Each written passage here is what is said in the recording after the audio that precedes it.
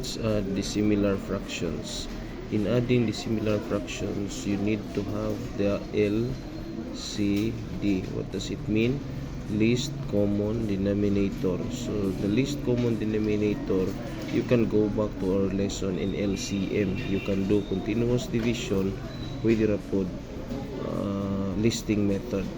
So our LCD of this, syempre, another thing is you can also multiply. You just multiply it right away, but not always that you are going to multiply. So kani siya, pwede rin na itong i-multiply. Then we can tell that our LCD on this is equal to 20. If we are going to use the LCM method, we will do the skip counting.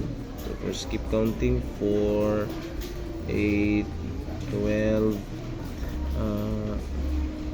16, 20, and 5, 10, 15, 20. So muna siya atong LCD.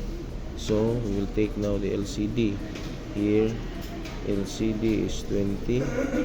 Tapos our LCD now, ato siyang i-divide sa 4. Hindi human na to divide sa 4. We are going to multiply it with the numerator. So 20 divided by 4 is 5. 5 times 1 is 5. Copy the plus sign. 20 divide it by 5 is 4. 4 times 3 is 12. So add 5 plus 12 is 17. 17 over 20.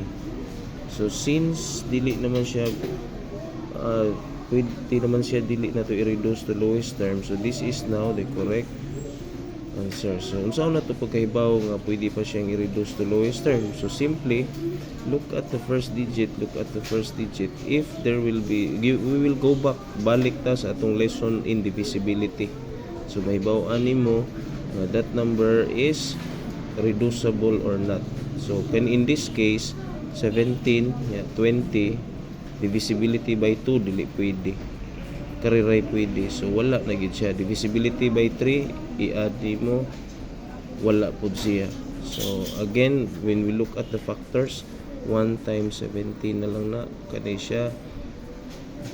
1 times 20, 2 times 10, 4 times 5, walay common, only 1. So now this is the final answer na siya.